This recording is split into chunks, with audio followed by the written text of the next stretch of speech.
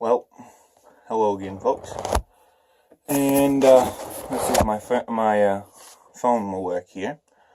But what we're going to do today is a little bit of a trap comparison and such. Hopefully you'll learn something from this. And this is just my take on things. So what we're doing today is coil spring versus long spring. The old standby that, won the West and all the fur trade versus the new and improved coil spring. So first off, I have only two sizes of comparison here, just because it's easier that way. There's a lot of other sizes. So first off, this is the long spring, and this is the coil spring. Now, what we have is a number 4 versus a number 4, and a 1.5 versus a 1.5. So first we'll go over the small trap portion of this, if we will get this mount to work. So, like that. So basically, on any trap size that you have a 0, 1, 2, 3, 4, and a 5. Anything after that, you're not going to be harvesting fur with. They would have used those for bears, or nowadays wall hangers. So, my particular favorite small size trap is a 1.5. And I am partial to the long spring. And basically, the only difference here is one's powered by this long spring, and these ones are powered by either 2 or 4, and they did make single coils as well, but nowadays it's all duals and quads, and that's what powers your trap. The advantages over one over the other is the reason these work so well was because A, they're simple. I mean, you can't really get much easier than squeezing this spring and opening the jaws. You just can't get much simpler than that. They have an incredible lockup in the mechanism that they have, because this hole comes up with the way those jaws are beveled like that. It creates a ramp that speeds up and it closes the jaws, and that's how these things caught fur. And they did catch a lot of it, and they still catch it to this day. Now, the reason that people switched over to the coil springs was because they're faster. They're faster and they're a lot easier to manufacture, because rod coil spring material or spring steel is a lot easier to work with than flat bar spring steel. So that's why the major switch was made. Also, these were supposed to hold better, but in honesty, it's 6 of one, half dozen of the other, in my opinion. The reason that I go with the 1.5 long spring over the coils is because A, the coil springs are heavier. I can pack fewer in of these weight-wise than I can a coil spring. 2, they're too powerful for a muskrat, in my opinion. Yes, I've caught a crap ton of muskrats in 1.5s, and that is where I base my opinion off of. I have never lost a muskrat in any of them, but I have noticed some damage that I would like to avoid with these. There is an upside to the heaviness of these, and that is that they bring the muskrat down on a drowning set a lot quicker. For raccoon-wise, these are a great trap, because they have a smaller area in here, which I will get to on the 4s. But they have a much smaller area in here, so For an all-around game catcher, a coil spring is going to do exactly what you want it to. But when it comes down to efficiency, it's all about a personal opinion. And that's where these come in. I can pick these up for a lot cheaper than I can a coil spring, generally from old-time trappers and such. And I can set these basically one-handed. All I have to do is squeeze a spring, and the trap is all set. Now, a little trick here, for some people that don't know, is to get your jaw to lay down flat, you just torque this spring out. Now, all my traps are night latched, so they're going to go off. It's not a matter of which one's better. We're both going to catch fur. It's a matter of personal opinion. But that's the cosmetic differences between those.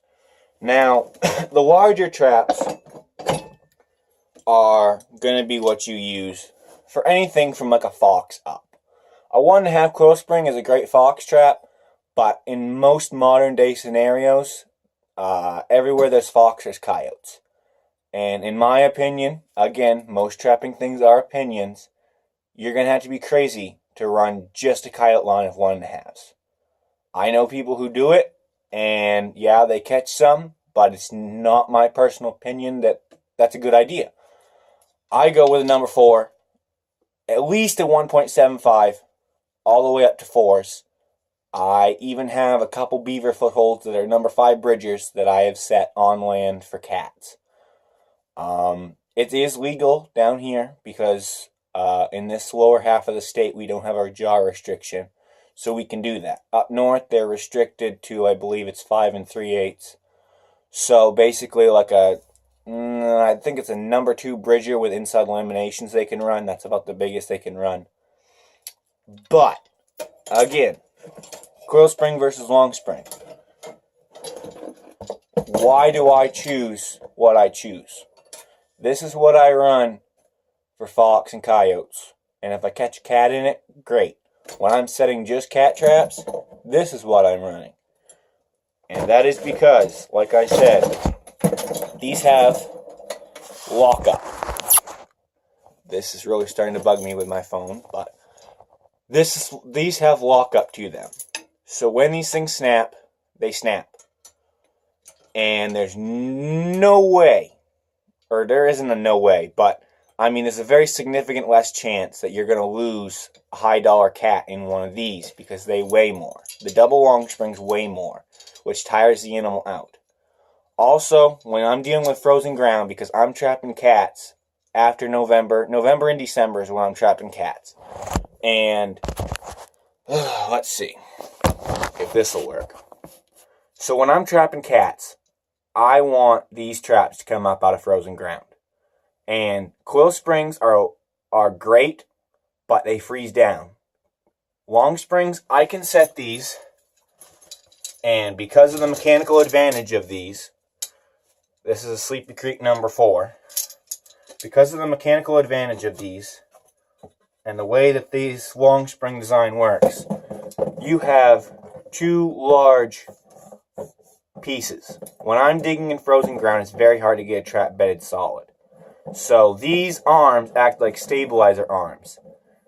And they do just that. They stabilize the trap. I rarely ever have to bed a long spring.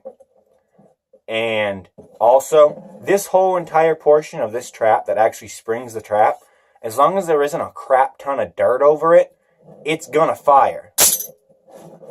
And as we're a coil spring, when these coil springs are set, all your inner workings are touching the ground. And when she's bedded in there, these levers are going to be covered with dirt. And when they get froze down, they don't fire. It takes a lot of work to keep these traps running in the wintertime over a long spring. Also for cats, I can put an expanded pan on these cat traps and get every single inch of kill area I can muster out of this trap, so that no matter where that cat steps, he's stepping on something that's going to kill him. or it is a kill area, and then I can dispatch them when I get there. Because again, these are live restraints. They don't hurt the animal, just so all you yuppies out there don't have a freak out. But this versus this. These have the exact same jaw spread. You probably wouldn't believe it, but they do. That's because the coil spring, the levers, are in like 1/3 of the jaw spread. So yeah, there's still a significant amount of jaw spread here that's still going to catch cats, but this is a whole entire trap's worth of jaw spread. Every single inch inside here is going to catch. Now, you may ask, why do I run these for coyotes and fox? Because again, these are faster. There's a video online that slow motion time these two, and coil springs are faster. This one's even faster because there's 4 coils on it. The more coils, the faster it's going to be. It's basic. But if you have these set up right, they're both going to perform the same task you need them to. It's all personal preference. Now,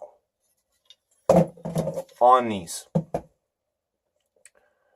it's a lot harder to base plate a coil spring trap with the spring still on it, because you heat up these springs with your welder, you're done. Spring steel does not like being heated up. It's basically like any steel, only spring steel loses its memory. These, given both these traps already cam center located, so I don't got to worry about that. But these would be a lot easier and a lot smaller risk of hurting the spring strength. So like I said, these two are, they're both going to catch fur for you. It's all a matter of what you like. And all I'm trying to do is show you the key differences that I can personally see over one or the other. Really, are you going to catch any less fur using a long spring over a coil spring? Or are you going to catch any more?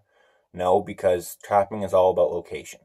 It's all about outsmarting the animal. And, it's just like a baseball player using what works for him. Use what works for you. Know what you know what to do. Or use what you know how to do. There we go. So,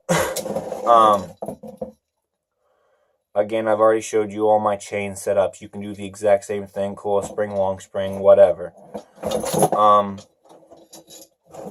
These informational videos I'm going to try and do once a week again, like I was, until we can get some spring beaver traps out. And the next one will be body grippers. Those are pretty self-explanatory. It's just a body gripper, and they kill the animal. So we'll go over those next time. And I hope you enjoyed this. I hope you learned something. If you have any questions, please leave a comment in the questions, or even a statement. If you disagree with something I say, then please be respectful about it, and we can have a decent little conversation about it. And you're never going to learn if you're stuck in your ways. So I am open to anybody's suggestions on anything they want to say. And until then, I hope you all have a great week. And I will see you on the next one.